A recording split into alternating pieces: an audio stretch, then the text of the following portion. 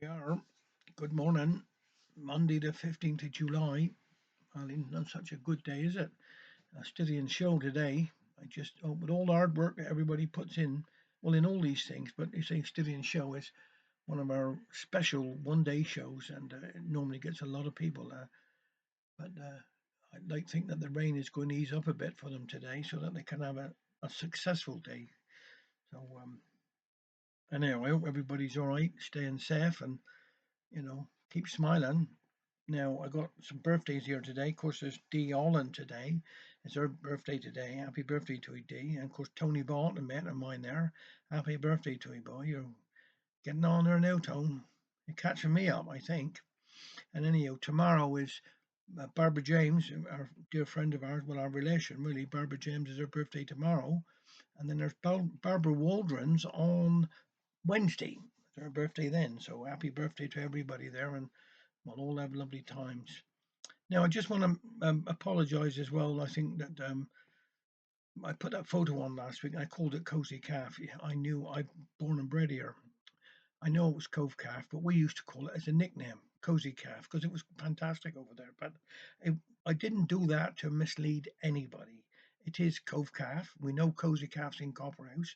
So, but I just hope that you keep enjoying the photos. I mean, I just I just wrote down what I was in my head at that time. It's pressed it in the way I went. But I did talk to Nick Reynolds about it on Thursday, and he was smiling. But I've had lots of people saying, "Well, I should know better." Yes, I do. I do agree, and I am sorry. Now, while we're on about being sorry and all, I'm very sorry to have to say today that somebody been down to the Rick McScullough Memorial. We kept it all. Well, we keep it. Hale O'Combe will keep it. We look after it, but I mean, I say I live nearby, so I had to go down and just keep my eye on a bit. But when the Hail and Bloom people, when the Hail and Bloom judges come around, they were quite impressed with the painting that the late Mervyn Sullivan done and the Rick McScullough Memorial, and I give them lots of information. And we had two Cornish flags there and two American flags. But when I went down, I was looking Saturday, I thought something's not right here. And then when I went down yesterday morning, well, you think a herd of elephants had gone through. Somebody been stanking over the front of his memorial, and there was some small items that I think children had put there, and just discarded. Flags all are gone. If anybody knows anything, I don't report nobody, but just think of as a memorial to a man, a hero, a Hale man. 9/11. If you weren't, well, I don't know who done it, but they're put there for a reason, out of respect, out of honor of a gentleman. And somebody goes in there and all the little bits thrown around and stink down. Well, yes, I said to my wife, I just feel sick. You think we live in a great town.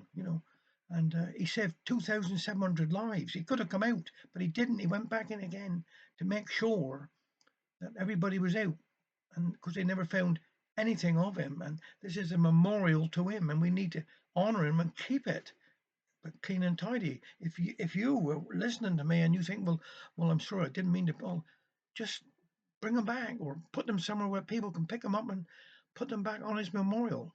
I just feel really hurt about it. And while we're on about it, when I had to do a few guided tours, we got in the Hammer Works and the mill pond, down the Rotary down there, down the mill pond.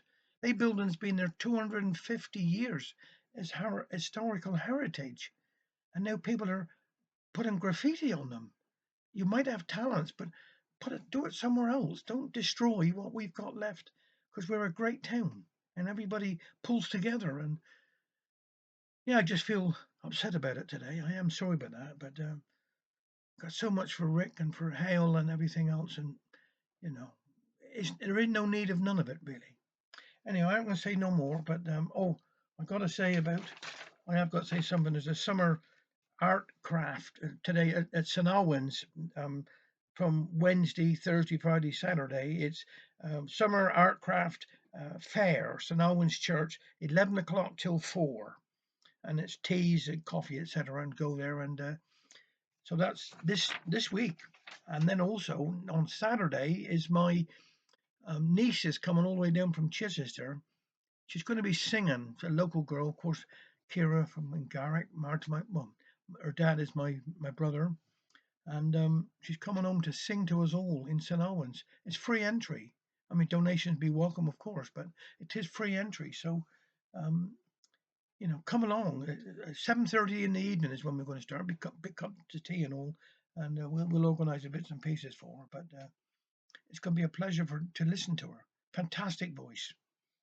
Anyway, I'm going to do a little just short story here today by David Prowse called Bedtime Story. Oh, my handsome, said Jan, what a shambles. My life had been turned on his head. Since Ada went out with some money I saved and bought us a spanking new bed. I suppose we was due for replacement. The last one was new in the war, and a bit like his owner, he'd lost all his spring and was sinking his way to the floor. But that bed would resolve any difference you could get between woman and men. You could climb to the edges, but once you relaxed, you was back in the middle again. Well, this one was built like a monster. Come bedtime, my Ada agreed. We had no complaint with his width or his depth, but his height was a problem indeed. We were stood either side of this mountain like fish looking up to the pier, and I turned to my Ada there prancing around, and I said, after you, my old dear. Well, she hopped back her way to the wardrobe and hitched up her nightie and ran, and she dived like a salmon and grabbed for the top, and the headboard come off in her hand. Well, we could have been there for a fortnight, so I got out the steps in the end, and we perched there like chickens on top of a coop, too frightened to wriggle or bend. Oh, I don't want to worry you, Ada, I said as she tried to relax, but the last time I saw anybody this high, they had parachutes strapped to their backs. Well, here's one for you, Jan Travascus, says Ada, all run of the mill. A bit of a problem, but nothing at all for a man of your talent and skill, 'cause you'll notice I moved bits and pieces so that everything fitted all right. So the lamp switch is perched over there by the door. Now, who's going to put out the light? Take care.